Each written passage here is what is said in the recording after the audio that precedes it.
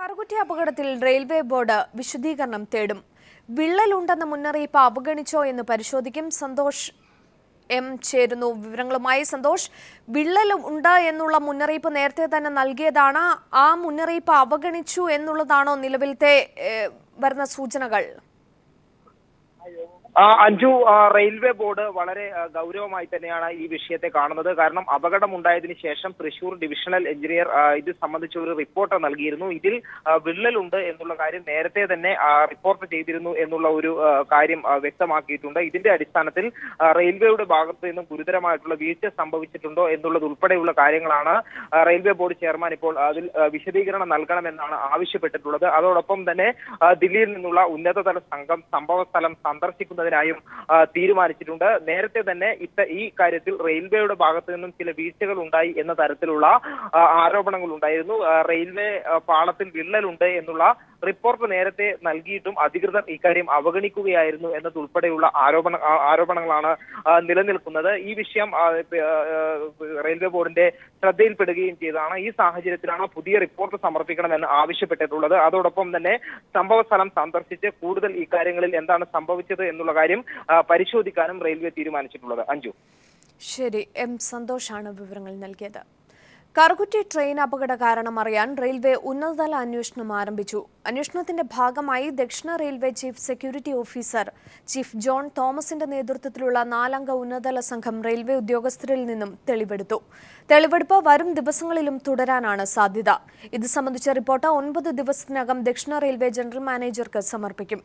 അതേസമയം ഉന്നതതല യോഗവും തെളിവെടുപ്പും പ്രഹസനമാണെന്ന് ആരോപിച്ച് ഡിവൈഎഫ്ഐ തെളിവെടുപ്പ് കേന്ദ്രത്തിലേക്ക് മാർച്ച് നടത്തി.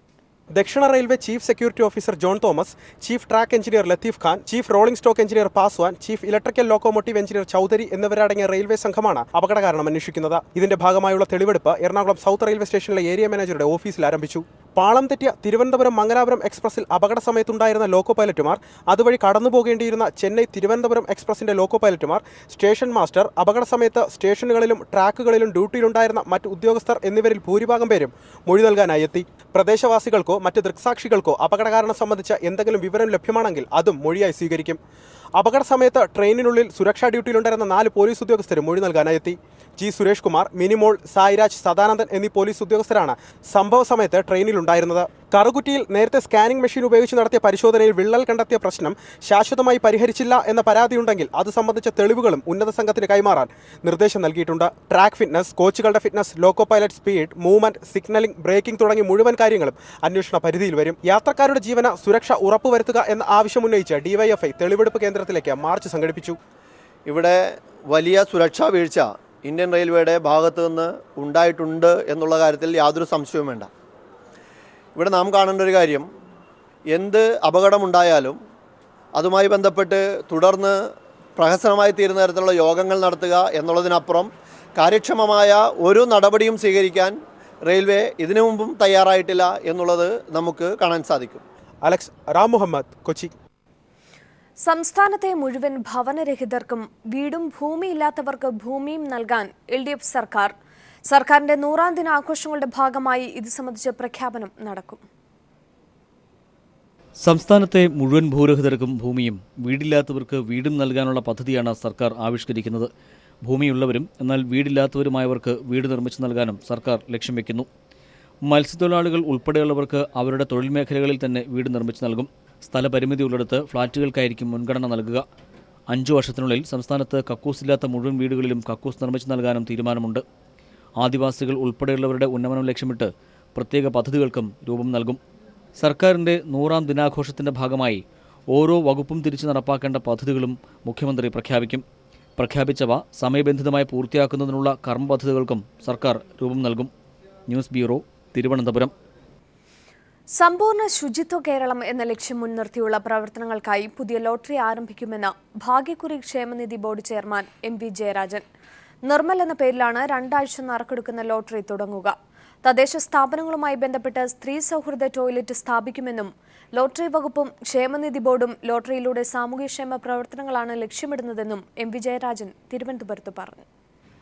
ലോട്ടറി മേഖലയെ ശക്തിപ്പെടുത്തുകയും വിപുലീകരിക്കുകയും പ്രൊഫഷണലൈസ് ചെയ്യുകയും ചെയ്യുന്നതോടൊപ്പം അതുവഴി ഉണ്ടാകുന്ന നേട്ടങ്ങൾ ഈ മേഖലയിൽ പണിയെടുക്കുന്നവരുടെ ക്ഷേമത്തിന് വേണ്ടിയിട്ട് വിനിയോഗിക്കുക എന്ന ലക്ഷ്യം കൂടിയാണ് ഉള്ളത്.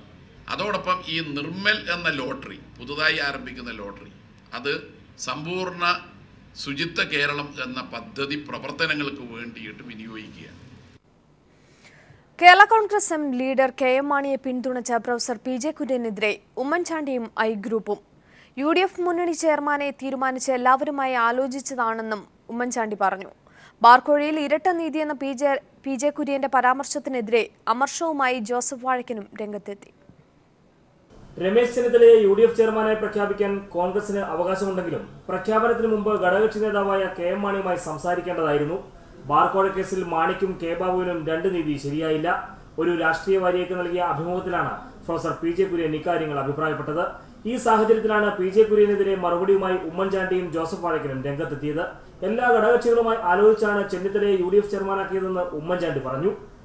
അതൊക്കെ അതാത് സമയത്ത് എല്ലാവരെയും അറിയിച്ചിട്ടാണ് ചെയ്തിട്ടുള്ള സംഗതി, എല്ലാവരെയും അറിയിച്ചിട്ടുണ്ട്.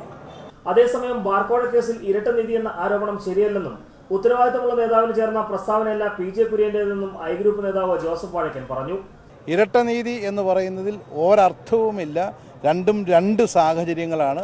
മാണി സാറിൻ്റെ കാര്യത്തിലുണ്ടായതും ശ്രീ കെ ബാബുവിൻ്റെ കാര്യത്തിലുണ്ടായതും. ആരെങ്കിലും പറയുന്നത് കേട്ടുകൊണ്ട് കുര്യൻ സാറിനെ പോലെയൊക്കെ ഇത്ര സീനിയറായിട്ടുള്ള ആളുകൾ വെറുതെ ഉത്തരവാദിത്തമില്ലാത്ത രീതിയിൽ പറയുന്നത് ഒട്ടും ശരിയല്ല. കേരള കോൺഗ്രസ് മുന്നിൽ വിടാൻ പറഞ്ഞ കാരണങ്ങളിലൊന്നാണ് തിരുവല്ലയിലെ തോൽവി. ഇതിൽ മുഖ്യപ്രതിയായി അവർ കാണുന്നത് പി.ജെ. കുര്യനെയാണ്. ഈ സാഹചര്യത്തിൽ മാണിയോടുള്ള പി.ജെ. കുര്യന്റെ മൃദു സമീപനം കോൺഗ്രസ് നേതാക്കൾക്കിടയിൽ അമർഷത്തിന് ഇടയാക്കിയിട്ടുണ്ട്. T P. Prashanth, news bureau, Kottayam. GST bill അടുത്ത നിയമസഭാ സമ്മേളനത്തിൽ പാസാക്കുമെന്ന് ധനമന്ത്രി തോമസ് ഐസക്. നികുതി പിരിവിന് സാങ്കേതിക സഹായം നൽകാൻ രൂപീകരിച്ച GST കമ്പനിയുടെ ചിലവ് പൂർണ്ണമായും കേന്ദ്രം വഹിക്കണമെന്ന് ധനമന്ത്രിമാരുടെ യോഗത്തിൽ ആവശ്യപ്പെടുമെന്നും തോമസ് ഐസക് പറഞ്ഞു. ചരക്ക് സേവന നികുതി ഭരണഘടനാ ഭേദഗതി ബിൽ പാർലമെന്റ് പാസാക്കിയതിനു ശേഷമുള്ള സംസ്ഥാന ധനമന്ത്രിമാരുടെ ആദ്യ യോഗം ദില്ലിയിൽ ആരംഭിച്ചു. ചരക്ക് സേവന നികുതി ഭരണഘടനാ ഭേദഗതി ബിൽ പാർലമെന്റിൽ പാസായ പശ്ചാത്തലത്തിൽ നികുതി പരിഷ്കാരം നടപ്പാക്കുന്നതിലെ പ്രായോഗിക ബുദ്ധിമുട്ടുകളെക്കുറിച്ച് ധനമന്ത്രിമാരുടെ യോഗം ചർച്ച ചെയ്യും. നികുതി പരിഷ്കാരം നടപ്പാക്കുന്നതിന് സാങ്കേതിക സഹായം നൽകാനും വിവര സൂക്ഷിപ്പിനുമായി രൂപീകരിച്ച GST കമ്പനിയുടെ ചിലവുകൾ സംബന്ധിച്ചുള്ള ചർച്ചയാണ് മറ്റൊരു അജണ്ട. ചിലവ് വീതം വയ്ക്കുന്നതിന് പകരം പൂർണ്ണമായും കേന്ദ്ര സർക്കാർ വഹിക്കണമെന്ന നിർദ്ദേശം യോഗത്തിൽ മുന്നോട്ട് വയ്ക്കുമെന്ന് സംസ്ഥാന ധനമന്ത്രി തോമസ് ഐസക് പറഞ്ഞു. രണ്ട് കാര്യങ്ങളാണ് സംസ്ഥാനം എന്ന നിലയിൽ ആവശ്യപ്പെടുന്നത്. ഒന്ന്, ഇതിൻ്റെ ചെലവുകളെ സംബന്ധിച്ച് വളരെ കൃത്യമായ വിവരങ്ങൾ സംസ്ഥാനങ്ങൾക്ക് കിട്ടണം. രണ്ട്, നമ്മുടെ ആവശ്യം എന്താണെന്ന് വെച്ചാൽ ഇതിൻ്റെ ചെലവ് ഇത് വീതം വെക്കാൻ നടക്കുന്നതിന് നല്ലത് കേന്ദ്ര സർക്കാർ തന്നെ ആ ചെലവ് ഏറ്റെടുക്കലാണ്. വിവരങ്ങൾ സൂക്ഷിക്കുന്നതിനായി സംസ്ഥാനം സ്വന്തം നിലയിൽ സംവിധാനം ഒരുക്കാൻ തീരുമാനിച്ചിട്ടുണ്ടെന്നും തോമസ് ഐസക് വ്യക്തമാക്കി. അടുത്ത നിയമസഭാ സമ്മേളനത്തിൽ കേരളത്തിൽ ചരക്ക് സേവന നികുതി ബില്ലിന് അംഗീകാരം നൽകും. അപ്പോൾ നിയമസഭ ചേരാൻ പോയല്ലേ ഈ മാസം അവസാനം വാരം. അപ്പോൾ സ്വാഭാവികമായിട്ട് സെഷനിൽ തന്നെ ഇത് പാസ്സാക്കും. കുറഞ്ഞത് 15 സംസ്ഥാനങ്ങളെങ്കിലും ബില്ലിന് അംഗീകാരം നൽകിയാൽ മാത്രമേ ഭരണഘടനാ ഭേദഗതി ബിൽ രാഷ്ട്രപതിയുടെ പരിഗണനയ്ക്ക് അയക്കാൻ കഴിയൂ. 9 സംസ്ഥാന നിയമസഭകൾ ഇതുവരെ ബില്ല് പാസാക്കി. മറ്റ് സംസ്ഥാനങ്ങൾ കൂടി ബില്ലിന് വേഗത്തിൽ അംഗീകാരം നൽകണമെന്ന് ധനമന്ത്രി അരുൺ ജെയ്റ്റ്ലി യോഗത്തിൽ ആവശ്യപ്പെടും. News bureau, Delhi. ATM തട്ടിപ്പ് കേസിൽ കൂടുതൽ വെളിപ്പെടുത്തൽ. തലസ്ഥാനത്തെ 4 ATMകളിൽ കൂടി തട്ടിപ്പ് നടത്താൻ റുമേനിയൻ സംഘം ശ്രമിച്ചതായി പ്രതി ഗബ്രിയൽ മരിയന്റെ മൊഴി. SBTയുടെ സ്റ്റാച്യു, ഹൗസിംഗ് ബോർഡ് ATMകൾ, oriental bank, bank of India എന്നിവയുടെ ATMകളിലുമാണ് തട്ടിപ്പിന് ശ്രമിച്ചത്. കൂടാതെ തായ്ലാന്റിലും ജപ്പാനിലും സംഘം സമാനമായ തട്ടിപ്പ് നടത്തിയതായും പോലീസ് കണ്ടെത്തി. തിരുവനന്തപുരം നഗരത്തിൽ 4 കൂടി ATM തട്ടിപ്പിന് റുമാനിയൻ സംഘം ശ്രമിച്ചതായാണ് പ്രത്യേക അന്വേഷണ സംഘം കണ്ടെത്തിയത്. കസ്റ്റഡിയിലുള്ള പ്രതി ഗബ്രിയൽ മറിയനാണ് പോലീസിന് ഇത് സംബന്ധിച്ചുള്ള മൊഴി നൽകിയത്. SBTയുടെ ഹൗസിംഗ് ബോർഡ് സ്റ്റാച്യു ATMകളിലും ഹൗസിംഗ് ബോർഡിലുള്ള ഓറിയന്റൽ ബാങ്കിന്റെയും തമ്പാനൂർ മേൽപ്പാലത്തിന് സമീപമുള്ള ബാങ്ക് ഓഫ് ഇന്ത്യയുടെ ATMിലുമാണ് തട്ടിപ്പിന് പ്രതികൾ പദ്ധതിയിട്ടത്. എന്നാൽ തട്ടിപ്പിനുള്ള സാങ്കേതിക സൗകര്യങ്ങൾ ഇല്ലാത്തതിനാൽ ശ്രമം ഉപേക്ഷിക്കുകയായിരുന്നു. ഗബ്രിയേൽ മറിയനെ ഈ ATMകളിൽ എത്തിച്ച് പോലീസ് തെളിവെടുത്തു. തായ്ലൻഡിലും ജപ്പാനിലും സമാന തട്ടിപ്പ് നടത്തിയെന്ന് ഗബ്രിയേൽ മറിയൻ ചോദ്യം ചെയ്യലിൽ പോലീസിനോട് വെളിപ്പെടുത്തി. തായ്ലൻഡിൽ വിവിധ ATMകളിൽ നിന്നായി 70 കോടി രൂപയാണ് സംഘം തട്ടിയത്. ജപ്പാനിൽ നിന്നും ഇതിലും കൂടുതൽ തുകയുടെ തട്ടിപ്പ് നടത്തിയതായാണ് വിവരം. അന്വേഷണത്തിൽ പുറത്തുവന്ന പുതിയ വിവരങ്ങൾ സംസ്ഥാന പോലീസ് ഇന്റർപോളിന് കൈമാറും. News bureau, Thiruvananthapuram. ഇനിയും താൻ നിലവിളക്ക് കൊളുത്തുമെന്ന് മന്ത്രി ജി സുധാകരൻ. ഇത് നിയമം മൂലം നിരോധിക്കേണ്ട ഒന്നല്ല. നിലവിളക്ക് കൊളുത്തുന്നത് സർക്കാരിന്റെ ഭാഗമല്ല എന്നത് EMS പോലും പറഞ്ഞിട്ടുള്ളതാണെന്നും സുധാകരൻ തിരുവനന്തപുരത്ത് പ്രതികരിച്ചു. ഗവൺമെന്റിന് ഭരണകൂടത്തിന് ഇതൊന്നുമില്ല എന്ന കാര്യമാണ് പറഞ്ഞത്. ഇല്ല, ഭരണകൂടത്തിന് ഇതൊന്നുമില്ല. അതുകൊണ്ട് ഇല്ല എന്ന് പറഞ്ഞുകൊണ്ട് നാളെ അത് കൊടുത്തില്ലെന്നാണോ? നിലവിളക്ക് മറ്റുള്ളവർ കൊടുത്തപ്പോൾ ഞാൻ കൊടുത്തു. പക്ഷേ ഞാൻ ഈ അഭിപ്രായം പറയും. എല്ലായിടത്തും പറയത്തില്ല. ഞാൻ ആ ചടങ്ങുകളൊന്നും പറയാറില്ല. ഞാൻ എൻ്റെ ഒരു അഭിപ്രായം ഇതാണ്. IMS ലേഖനവും ഞാൻ പറഞ്ഞു. മതേതരവാദികളുടെ എല്ലാ അഭിപ്രായം ഇതാണ്. പക്ഷേ അതിലെന്താ കുഴപ്പമെന്ന് ചിന്തിക്കുന്ന കുറച്ച് പേരുണ്ട്. നമ്മൾ അവരോട് വഴക്കണമെന്നും പോകുന്നില്ല. അവരോട് ഈ കാര്യം ഇതാണെന്ന് സ്ഥിതി. അപ്പോൾ അവർ മിണ്ടുന്നില്ല. എല്ലാവരോടും ആലോചിക്കുക. അതുകൊണ്ട് ഒരു ദിവസം നിയമം മൂലം നിരോധിക്കണമെന്നല്ല ഇത്. ഇതൊരു ആശയ പ്രചരണമാണ്. ഗവൺമെൻറ്റിൻ്റെ ഫംഗ്ഷനിൽ അത് കത്തിക്കണം നിർബന്ധിക്കുന്നത് തെറ്റാണ്. IMS ലേഖനമാണ് ഞാൻ പറയുന്നത്. ക്ഷേത്ര പരിസരങ്ങളിൽ RSS ശാഖകൾ തുടരുമെന്ന് BJP സംസ്ഥാന അധ്യക്ഷൻ കുമ്മനം രാജശേഖരൻ. അമ്പലകാര്യങ്ങളിൽ ഇടപെടാൻ മന്ത്രിക്ക് അധികാരമില്ല. അത്തരം കാര്യങ്ങളിൽ ദേവസ്വത്തിനാണ് അവകാശം. ദേവസ്വം പരാതി പറയട്ടെയെന്നും കുമ്മനം വ്യക്തമാക്കി. ദേവസ്വം മന്ത്രിക്ക് ക്ഷേത്രങ്ങളിൽ നടത്തുന്ന കാര്യത്തെക്കുറിച്ച് പറയാൻ എന്താണ് അധികാരം? ക്ഷേത്രങ്ങളുടെ ഭരണാധികാരം, ഉടമസ്ഥാവകാശം ദേവസ്വം ബോർഡിനാണ്. ആ ദേവസ്വം ബോർഡ് സ്വയംഭരണ സ്ഥാപനമാണ്. ഒരു ക്ഷേത്രത്തിൻ്റെ ആഭ്യന്തര വിഷയങ്ങളിൽ ഒരു മന്ത്രിക്ക് അഭിപ്രായം പറയാൻ സാധ്യമല്ല. കേരളത്തിലെ ശാഖകളുടെ പ്രവർത്തനം ശക്തമാണ്. ഇനിയും അതിശക്തമാവുക തന്നെ ചെയ്യും. CPIM-ഉം CPI-യും നല്ല ഐക്യത്തോടെയാണ് പ്രവർത്തിക്കുന്നതെന്ന് CPIM സംസ്ഥാന സെക്രട്ടറി കോടിയേരി ബാലകൃഷ്ണൻ. ഈ സമയത്ത് CPIM-ഉം CPI-യുമായി ഭിന്നത മൂർച്ഛിക്കുകയാണെന്ന് വരുത്തി തീർക്കാൻ ചില കേന്ദ്രങ്ങൾ നടത്തുന്ന ശ്രമം വിലപ്പോവില്ല. ഇരു പാർട്ടികൾക്കും അഭിപ്രായ വ്യത്യാസങ്ങളുണ്ടെങ്കിൽ നേരിട്ട് പറയാനുള്ള സാഹചര്യം നിലവിലുണ്ട്. അത് പരസ്യമായി പറയേണ്ടതില്ലെന്ന് കോടിയേരി ഫേസ്ബുക്ക് പോസ്റ്റിലൂടെ വ്യക്തമാക്കി. അവസരപരമായ നിലപാട് ഇടതുപക്ഷത്തിന്റെ വളർച്ചയ്ക്ക് ഗുണകരമല്ല. പ്രാദേശികമായി ഉണ്ടാകുന്ന ചില സംഭവങ്ങളുടെ പേരിൽ രണ്ടു പാർട്ടികളും ഭിന്നതയിലാണെന്ന് വരുത്തി തീർക്കാൻ നിക്ഷിപ്ത താൽപര്യക്കാരുടെ ശ്രമം. എന്നാൽ അതിന് നിന്നു തരാൻ CPIM തയ്യാറല്ലെന്നും കോടിയേരി വ്യക്തമാക്കി.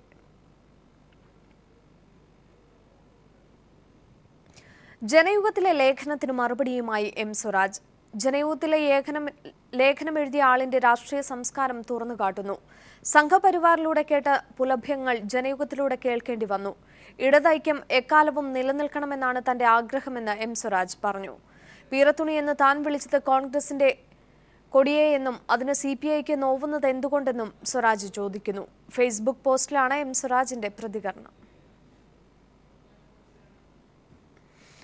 വയനാട്ടിൽ ഭൂമി തട്ടിപ്പ് കേസിൽ കോൺഗ്രസ് നേതാവ് ഉൾപ്പെട്ടിട്ടുണ്ടെന്ന ആരോപണത്തിൽ DCC പ്രസിഡന്റിനോട് റിപ്പോർട്ട് ആവശ്യപ്പെട്ടിട്ടുണ്ടെന്ന് KPCC president VM Sudheeran. Report ലഭിച്ച ഉടൻ നടപടി സ്വീകരിക്കുമെന്നും സുധീരൻ കൊച്ചിയിൽ പറഞ്ഞു. ഈ വാർത്ത വന്ന ഉടനെ തന്നെ അവിടെ ജില്ലാ കോൺഗ്രസ് കമ്മിറ്റി പ്രസിഡന്റിനെയും ആദിവാസി കോൺഗ്രസിൻ്റെ സംസ്ഥാന പ്രസിഡന്റ് ശ്രീ IC ബാലകൃഷ്ണനെയും ഇത് സംബന്ധിച്ചുള്ള വിശദമായി പരിശോധന നടത്തി റിപ്പോർട്ട് തരാൻ അവരോട് അന്നേ നിർദ്ദേശിച്ചിട്ടുണ്ട്. അവരുടെ റിപ്പോർട്ട് കിട്ടിക്കഴിഞ്ഞാൽ അതേ സംബന്ധിച്ച് ഉചിതമായ തീരുമാനം. വസ്തുതകൾ പരിശോധിച്ചുള്ള റിപ്പോർട്ട് വരട്ടെ. രാഷ്ട്രീയമായി സംഘടനാപരമായി എന്തെങ്കിലും ചെയ്യേണ്ടതായിട്ടുണ്ടെങ്കിൽ സ്വാഭാവികമായി റിപ്പോർട്ട് വന്നതിന് ശേഷം അതേക്കുറിച്ച് അറിഞ്ഞു. ആരാധനാലയങ്ങൾ സാമൂഹിക ഐക്യത്തിന്റെ സ്രോതസ്സുകളാണെന്ന് ഉപരാഷ്ട്രപതി ഡോക്ടർ ഹമീദ് അൻസാരി. ശാന്തിഗിരി ആശ്രമ സ്ഥാപകനായ കരുണാകര ഗുരുവിന്റെ നവതി ആഘോഷങ്ങൾ ഉദ്ഘാടനം ചെയ്യുകയായിരുന്നു ഉപരാഷ്ട്രപതി. ആത്മീയ ആചാരങ്ങൾ സമൂഹത്തിന്റെ സൗഹാർദ്ദം വർദ്ധിപ്പിക്കുന്ന ഒന്നാണെന്നും ഉപരാഷ്ട്രപതി അഭിപ്രായപ്പെട്ടു. ശാന്തിഗിരി ആശ്രമ സ്ഥാപകനും നവയുഗ പ്രഭാവനുമായ നവജ്യോതി കരുണാകര ഗുരുവിന്റെ നവതി ആഘോഷങ്ങൾക്കാണ് പോത്തങ്കോട് ശാന്തിഗിരി ആശ്രമത്തിൽ തുടക്കമായത്. ആഘോഷ പരിപാടികൾ ഉപരാഷ്ട്രപതി ഡോക്ടർ ഹമീദ് അൻസാരി ഉദ്ഘാടനം ചെയ്തു. ആരാധനാലയങ്ങൾ സാമൂഹ്യ ഐക്യത്തിന്റെ സ്രോതസ്സുകളാകണമെന്ന് ഉപരാഷ്ട്രപതി അഭിപ്രായപ്പെട്ടു. There can be various forms of prayer, many of which are rooted in the belief that there is a higher power that has some level of influence over your life. This belief can provide a sense of comfort and support in difficult times and gives one the courage and strength for dealing with adversity and pain. Governor P. Sadasivam, മന്ത്രി K. Raju, രാജ്യസഭാ ഉപാധ്യക്ഷൻ PJ Kurian, A. Sampath MP, C. Divakaran MLA തുടങ്ങിയവർ ചടങ്ങിൽ സംബന്ധിച്ചു. ഉപരാഷ്ട്രപതിയും ഗവർണറും മറ്റ് വിശിഷ്ട അതിഥികളും ശാന്തിഗിരി ആശ്രമത്തിലെ പ്രാർത്ഥനാലയം, പർണശാല, സഹകരണ മന്ദിരം എന്നിവയും സന്ദർശിച്ചു. പർണശാലയിലെത്തിയ ഉപരാഷ്ട്രപതി പുഷ്പസമർപ്പണവും നടത്തി. വിപുലമായ പരിപാടികളാണ് നവതി ആഘോഷത്തിന്റെ ഭാഗമായി ആശ്രമത്തിൽ സംഘടിപ്പിച്ചിരിക്കുന്നത്. News bureau, Thiruvananthapuram. ഉത്തർപ്രദേശിൽ ചികിത്സ നിഷേധിക്കപ്പെട്ട 12 വയസ്സുകാരൻ അച്ഛന്റെ ചുമലിൽ കിടന്ന് മരിച്ചു. കാൺപൂരിലാണ് മനുഷ്യ മനസാക്ഷിയെ ഞെട്ടിച്ച സംഭവമുണ്ടായത്. ഞായറാഴ്ച മുതൽ കടുത്ത പനി ബാധിച്ച അൻഷിനെ വീടിനടുത്ത ക്ലിനിക്കിലെത്തിച്ചെങ്കിലും കുറയാത്തതിനാൽ അച്ഛൻ സുനിൽ കാൺപൂരിലെ ലാലാ ലജ്പത് ആശുപത്രിയിൽ എത്തിക്കുകയായിരുന്നു. എന്നാൽ മകന്റെ രോഗാവസ്ഥ മനസ്സിലാക്കാൻ ശ്രമിക്കാതിരുന്ന ഡോക്ടർമാർ കുറച്ച് അകലെയുള്ള കുട്ടികളുടെ മെഡിക്കൽ സെന്ററിൽ കൊണ്ടുപോകാൻ നിർദ്ദേശിച്ചു. 1/2 കിലോമീറ്റർ അകലെയുള്ള സെന്ററിലേക്ക് മകനെയും ചുമലിലേറ്റി നടന്നെത്തുമ്പോൾ സുനിൽ അറിഞ്ഞിരുന്നില്ല പൊന്നോമനപുത്രൻ തന്റെ ചുമലിൽ കിടന്ന് യാത്രയായെന്ന്. മകൻ മരണപ്പെട്ട അച്ഛന്റെ വിലാപങ്ങൾക്കോ തേങ്ങലുകൾക്കോ കാതുകൊടുക്കാതെ മൃതദേഹം വീട്ടിലെത്തിക്കാനും ആ അച്ഛനെ ആരും സഹായിച്ചില്ല. നിശ്ചലമായ മകന്റെ ശരീരവുമായി ആ പിതാവ് വീട്ടിലേക്ക് പോയതും ചുമലിലേറ്റി തന്നെ. ഇന്ത്യയിലെ ദുരന്ത കാഴ്ചകൾക്കിടയിൽ മറ്റൊന്നുകൂടി മാത്രം. News desk. അമേരിക്കയിലെ India press club of North America നൽകുന്ന മാധ്യമശ്രീ അവാർഡിനുള്ള അപേക്ഷകൾ ക്ഷണിച്ചു. 1 ലക്ഷം രൂപയും ശില്പവും 2 ആഴ്ചത്തെ അമേരിക്കൻ പര്യടനവും അടങ്ങിയതാണ് അവാർഡ്. മുൻ ചീഫ് സെക്രട്ടറിയും എഴുത്തുകാരനുമായ ഡോക്ടർ ബാബു പോളിന്റെ നേതൃത്വത്തിലുള്ള ജൂറിയാണ് അവാർഡുകൾ നിശ്ചയിക്കുക. കൈരളി TV മാനേജിംഗ് ഡയറക്ടറും മുഖ്യമന്ത്രിയുടെ മാധ്യമ ഉപദേഷ്ടാവുമായ ജോൺ ബ്രിട്ടാസ്, ദേശാഭിമാനിയുടെ state political correspondent RS Babu, അമേരിക്കയിലെ പ്രമുഖ മാധ്യമ പ്രവർത്തകനായ ജോർജ് ജോസഫ് എന്നിവരാണ് മറ്റംഗങ്ങൾ. അപേക്ഷകൾ ipcaward2016@gmail.com എന്ന വിലാസത്തിൽ അയക്കേണ്ടതാണ്.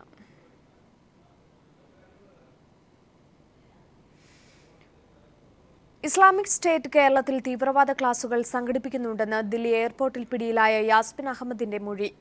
NIA നടത്തിയ ചോദ്യം ചെയ്യലിലാണ് ഇസ്ലാമിക് സ്റ്റേറ്റിന്റെ തീവ്രവാദ പ്രവർത്തനം വ്യക്തമാക്കുന്ന അതീവ ഗൗരവതരമായ മൊഴി നൽകിയത്. ഇസ്ലാമിക് സ്റ്റേറ്റിലേക്ക് 40 പേരെ റിക്രൂട്ട് ചെയ്തുവെന്നും യാസ്മിൻ അഹമ്മദ് പറഞ്ഞു. കേരളത്തിൽ പലയിടത്തും ഇസ്ലാമിക് സ്റ്റേറ്റിന്റെ രഹസ്യ ക്യാമ്പുകൾ സംഘടിപ്പിക്കുകയും ചെയ്തുവെന്നും മൊഴിയിൽ പറയുന്നു. തീവ്രവാദ ഗ്രൂപ്പായ ദയേഷിന്റെ നേതൃത്വത്തിലായിരുന്നു ക്യാമ്പ് സംഘടിപ്പിച്ചതെന്ന് ഒരു NIA ഉദ്യോഗസ്ഥനും വെളിപ്പെടുത്തി. ഇസ്ലാമിക് സ്റ്റേറ്റിനു വേണ്ടി നൽകിയ രഹസ്യ ക്യാമ്പുകളിൽ പങ്കെടുത്ത ചിലരെ തിരിച്ചറിഞ്ഞിട്ടുമുണ്ട്. ഇവരുടെ നീക്കങ്ങൾ NIA നിരീക്ഷിച്ചു വരികയാണ് എന്നും NIA വൃത്തങ്ങൾ അറിയിച്ചു. കലാഭവൻ മണിയുടെ മരണകാരണം കണ്ടെത്താനായില്ലെന്ന പോലീസിന്റെ റിപ്പോർട്ടിൽ ബന്ധുക്കൾക്ക് അതൃപ്തി. ഇക്കാര്യം ചൂണ്ടിക്കാട്ടി മണിയുടെ ഭാര്യയും സഹോദരനും മനുഷ്യാവകാശ കമ്മീഷന് ആക്ഷേപം സമർപ്പിച്ചു. പോലീസ് പലരെയും രക്ഷപ്പെടുത്താൻ ശ്രമിച്ചുവെന്നാണ് ആരോപണം. ആക്ഷേപങ്ങൾ DGPയുടെ ശ്രദ്ധയിൽപ്പെടുത്താൻ മനുഷ്യാവകാശ കമ്മീഷൻ നിർദ്ദേശം നൽകി. കൽക്കരിപ്പാട അഴിമതി കേസിൽ മുൻ പ്രധാനമന്ത്രി മൻമോഹൻ സിംഗിന് പങ്കുണ്ടെന്ന് വെളിപ്പെടുത്തൽ. കൽക്കരി വകുപ്പിന്റെ ചുമതലയുണ്ടായിരുന്ന മൻമോഹൻ സിംഗിന്റെ അറിവോടുകൂടിയാണ് കൽക്കരിപ്പാടങ്ങൾ അനുവദിച്ചതെന്ന് മുൻ കൽക്കരി സെക്രട്ടറി HC ഗുപ്ത പ്രത്യേക കോടതിയിൽ മൊഴി നൽകി. മൻമോഹൻ സിംഗിനെ വിചാരണ ചെയ്യണമെന്ന കേസിൽ ഉൾപ്പെട്ട JLD യവാൻമാൽ കമ്പനി കോടതിയിൽ ആവശ്യപ്പെട്ടു.